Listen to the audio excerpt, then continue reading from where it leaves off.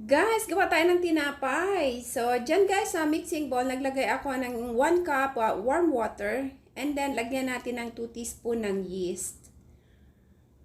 Yan. And then, 1 teaspoon ng sugar at 1 teaspoon din ng salt. Tapos, i-mix lang natin siya guys ng husto hanggang sa matunaw ang mga nilagay natin. Tapos, i-set aside natin siya ng 10 minutes.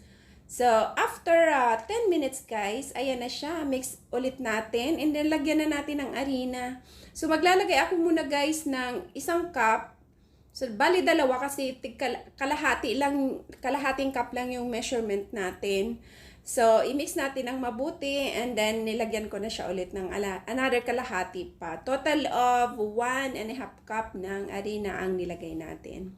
So, pag ganyan na siya guys, na-mix na ng mabuti, takpan natin siya guys ng damp towel. Yung wag naman sobrang basang-basa. Tapos i-rest natin siya ng 1 to 2 hours. So nirest ko siya guys ng 2 oras. Nag-double na ang size niya. Tapos naglagay ako ng harina dyan sa aking malinis na countertop. At saka i-fold lang natin guys ang ating dough.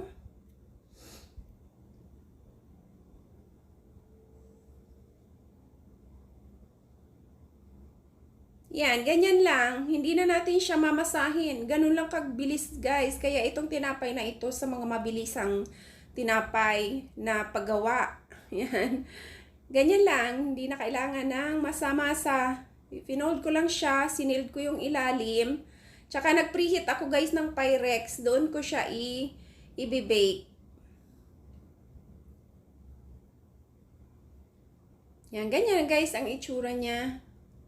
So, dyan sa preheated na Pyrex bowl, guys, ilalagay natin siya dyan.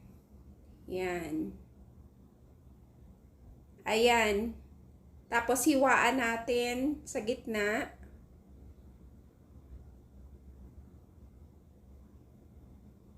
Yan, ganyan na guys. Tapos, takpan natin. Kailangan may takip siya. Para hindi kaagad siya masunog sa ibabaw. Kasi makapal yun siya guys na tinapay. Para maluto yung loob. So, binake ko siya guys. Yung ilalim guys yan, yung tray na yan, nilagyan ko yan guys ng tubig. Para ang purpose niyan, yung ibabaw ng tinapay ay crunchy. Pero yung ilalim niya, soft. So, binake ko siya guys ng 30 minutes. And after 30 minutes, ayan, tinanggal ko lang yung takip at saka ibibake ulit natin siya ng 15 minutes para maluto ng husto. Pati yung ibabaw mag-golden brown. So, after 15 minutes, ayan na siya guys. Luto na ang ating tinapay. Ayan. Perfect ang pagkakaluto niya guys.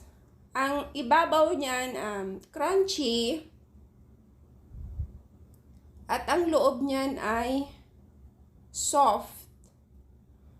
Yan, para siyang, ano lang din naman, French bread. Kaso lang hindi siya pahaba, pabilog. Kasi nga, mabilisan. So, hindi na natin siya iminasa. So, ayan na siya, guys.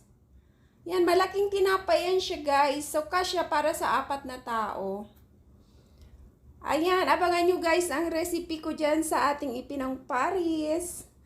So, yan lamang, guys. Thank you. Bye!